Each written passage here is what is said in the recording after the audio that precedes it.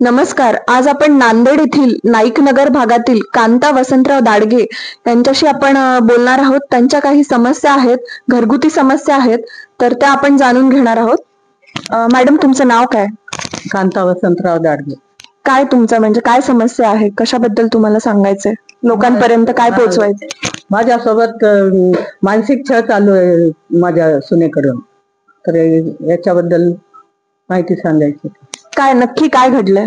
नक्की काय, माझ्यासोबत पैशाचा फ्रॉड झालेला आहे आणि मी पैसे परत मागू नये म्हणून माझ्या मुलाचा आणि माझा मानसिक छळ, धमक्या देणं, दिवाणीशी मारते, तंगडे तोडते, तुम्हाला खतम करतो, हे असे प्रकार आमच्या सोबत चाललेत. म्हणजे एक दहशत, आमच्यावर दहशत निर्माण करून त्यांच्या मनासारखं आम्ही वागावं, आमचे आर्थिक व्यवहार त्यांच्या मनाप्रमाणे करावे असं त्यांची इच्छा आहे. आता हे जे माझं घर आहे, हे घर मी माझ्या सुन्याच्या नावावर करावं याच्यासाठी माझ्यावर ते दबाव आणत आहेत. काय आर्थिक व्यवहार काय झालेत तुमच्यामध्ये? आर्थिक व्यवहार, त्या माझ्या मुलाला नोकरी नाहीये, बीकॉम झालेलं आहे माझ्या मुलाचं शिक्षण, तर त्या नोकरी नाही लागल्यामुळं आता काहीतरी व्यवसाय करणं भागच आहे ना पोटा पाण्यासाठी. तर म्हणून आमच्या युवानी काय म्हणले, तर आपण दोघांमध्ये भागीदारीमध्ये व्यवसाय करू म्हणले. राजबार आहे ते किरायानं घेऊन आम्ही दोघांमध्ये सुरू केलं होतं. माझ्या मुलांनी किती 2च महिने चालवले, त्याच्यानंतर त्याची एन्जिओप्लास्टी झाली. मग माझा मुलगा गेलाच नाही बारकडे. तर मग 1 वर्षानंतर मग आमच्या युवा यांनी बार लॉस मध्ये गेलं म्हणून माझ्या एकटीच्या हिशाला 4 लाखाचा लॉस काढला आणि भागीदारीमध्ये 25 लाख ठरलं होतं. 12.5 मी दिले, 12.5 त्यांनी टाकायचं ठरलं होतं. पण त्यांनी किती टाकले हे काही त्यांनी मला आतापर्यंत सांगितलेलं नाही. पण माझ्या मात्र 12.5 मधले 4 लाख रुपये त्यांनी लॉस दाखवला. ठीक आहे म्हणलं, लॉस झाला तर झाला, तेवढा पण मी सहन केला. मग बाकीचे उर्वरित पैसे द्या म्हणलं तर ते पण त्यांनी मला दिले नाहीत. त्याच्यातले 4 लाख रुपये दिले आणि बाकीचे 2 महिन्यात देतो म्हणले आणि ते पण आतापर्यंत दिलेले नाहीत. आणि मी पैशाची मागणी केली तर माझी सून भांडण काढते, मारामारीपर्यंत उतरते, माझ्या मुलाला घाण शिव्या देते, मला घाण शिव्या देते, अश्लील भाषेमध्ये अपमान करते माझा. मानसिक शारीरिक छळ, माझ्या मुलाला टोमणे मारते की तुला नोकरी नाही, तुझी काही अवकात नाही, असं करून माझ्या मुलाचं मानसिक छळ चालू आहे आणि माझा पण मानसिक छळ चालू आहे. जे आर्थिक व्यवहार झालेत त्यांचे किती व्यवहारांचे प्रूफ आहेत तुमच्याकडे? माझ्याकडे मॅडम फक्त 10 लाख रुपये मी कॅश न चेक न जे दिलेले आहेत त्याचाच माझ्याकडे प्रूफ आहे. बाकी तर असं हँड टू हँड व्यवहार झालेला आहे. माझ्याकडे त्याचं कसल्याही प्रकारचं प्रूफ नाहीये. व्यवहार जे झालेत त्याचे काय किती प्रूफ आहेत तुमच्याकडे? माझ्याकडे 10 लाख मी जे चेक न दिलेले आहेत त्याचं प्रूफ माझ्याकडे आहे.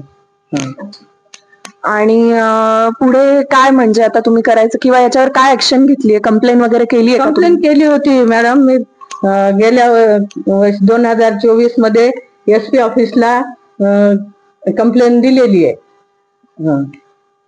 त्याच्यानंतर मी कलेक्टर ऑफिसला सुद्धा माझी कंप्लेंट नोंदवलेली होती. कलेक्टर ऑफिसला, विमानतळला, सगळीकडे मी जाऊन आलेली आहे. तर माझी कुठेही त्यांनी दाद घेतली नाही, माझी चौकशी सुद्धा केली नाही. फक्त विमानतळला एकदा त्यांनी मला बोलावलं होतं आणि त्यांचं म्हणणं असं आहे की तुम्हाला सोन्याला नांदवा. पण आम्ही नांदवून घ्यायला तयार आहेत, आमचं काहीच म्हणणं नाही तिच्या नांदण्याबद्दल. फक्त मी माझे दिलेले पैसे तेवढे त्यांना मागत होते, माझी काही सोन्याबद्दल तक्रार नाही, काहीच नाही. पण त्यांनी माझे पैसे द्यावे एवढंच माझं म्हणणं होतं. पण आमच्या ह्या चांगल्या वागण्याचा याचा त्यांनी इतका आम्हाला दडपण्याचा प्रयत्न करायला लागलेत की बाबा हे 2च जण आहेत, हे काय करू शकणार आहेत आम्हाला, आम्ही यांचे पैसे नाहीच दिलं तर काय करणार आहेत हे. आम्ही उलट त्यांनी मुलीला पुढं करून आमचा छळ करायला लागले. म्हणजे कोणीच दखल घेतली नाही, कोणीच याच्यावरती तुम्ही ज्या कंप्लेंट दिल्यात पोलिसांनी कुठलीच ऍक्शन घेतलेली नाहीये किंवा चौकशी केली नाही.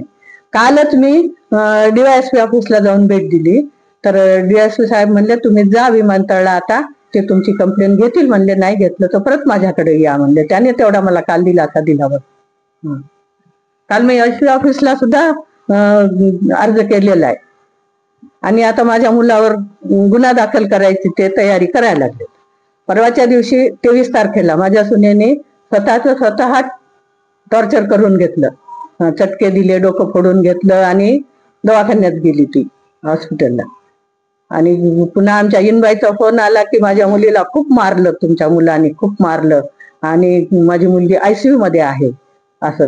आणि त्यांचे सगळे मॅनेज केलेले असतात. दवाखाने हे ते सगळं, ते साधी गोष्ट झाली तरी याच्यामध्ये ICU मध्ये जाऊन बसतात ते. राजकारणी लोकांचा त्यांना सपोर्ट आहे. एवढं पण आहे.